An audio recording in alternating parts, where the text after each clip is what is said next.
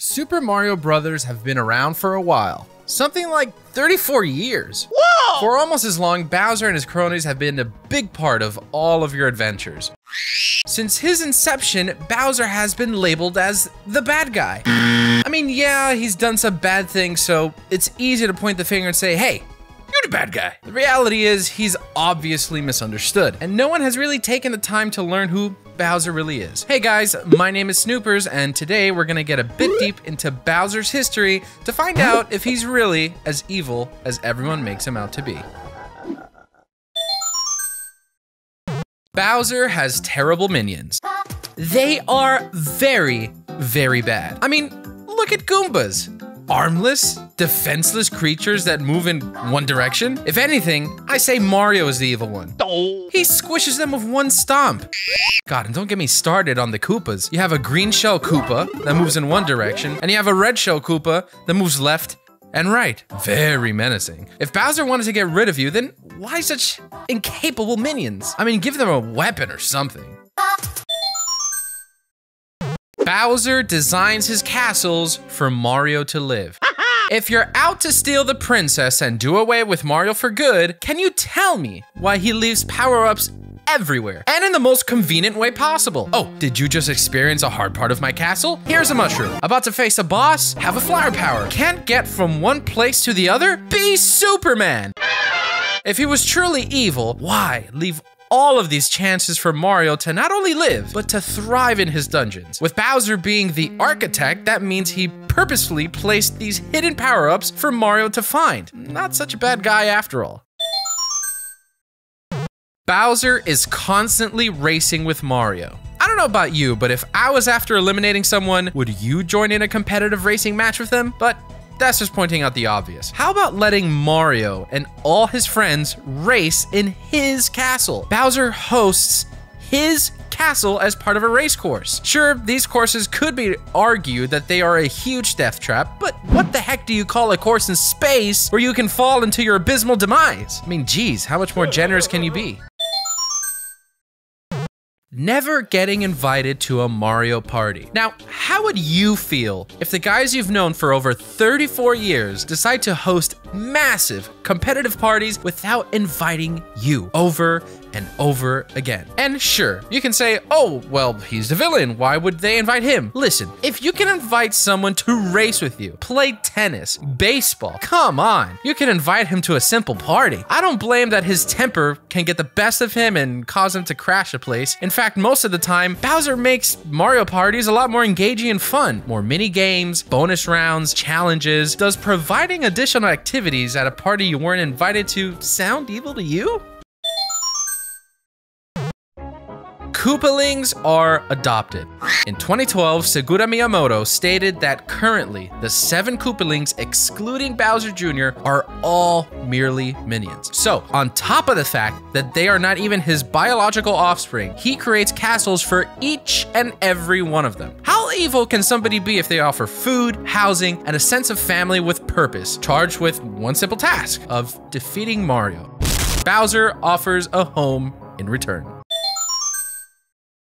Let me ask you this. In a normal hostage kidnapping situation, in any other reality, usually involves a lack of food and water, being immobilized with bandages or restraints, and overall, being treated poorly. At the end of Mario's adventures, when he inevitably saves Princess Peach, she always looks fine. Her dress isn't messed up, she doesn't look malnourished, there are not visible injuries or signs of abuse, seems emotionally stable upon Mario's arrival, and just looks overall impeccable. With all of these signs, as well with visual aids from cutscenes of other games, you can gather that she is plenty fed, has always had ample room to herself, has had the ability to walk freely amongst her enclosure with zero restraints, and has been treated as more of a guest than a prisoner. I don't know about you, but I kind of wouldn't mind being kidnapped by Bowser. It sounds like a sweet vacation. He's been a good guy. Bowser has been a countless force of good in numerous titles and games with Mario. The best example being in Super Mario RPG in The Legend of the Seven Stars, where our supposed evil foe, Bowser, along with Mario face a new enemy named Smithy from a different dimension that has forced Bowser out of his own home. Together, they seek to gather the Seven Stars to defeat a robotic blacksmith from an alternate dimension with aspirations of world domination, teaming up with your most hated foe for the common good. The ultimate display of camaraderie is made to establish peace in their own respective kingdoms.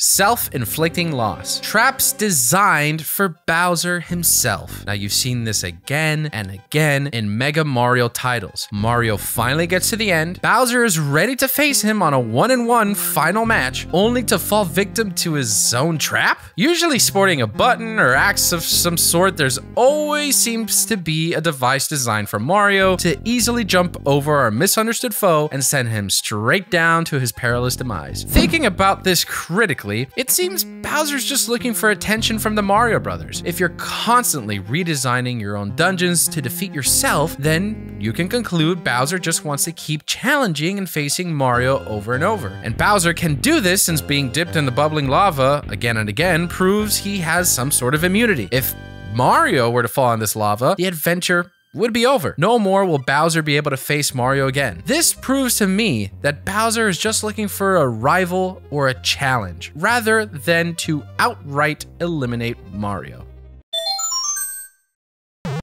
Kamek Trouble. Let's take a look at one character who actually raised Bowser from when he was a baby. Since Kamek's inception in Super Mario World 2, Yoshi's Island, stealing babies from a stork, I think definitely qualifies you as not such a great guy. If that's not enough to convince you, how about in Yoshi's Woolly World, where Kamek suddenly appears and magically transforms nearly all the Yoshis into 5 pieces of Wonderwool and places them in a sack? Or how about in Yoshi's New Island, where he once again kidnaps babies? Or how about in Yoshi's Crafted World, where he casts a spell where he scatters a Sundream Stone, constantly creating chaos and havoc for our main protagonist, and being Baby Bowser's primary caretaker, it's no wonder Bowser teeters between bad and good so much.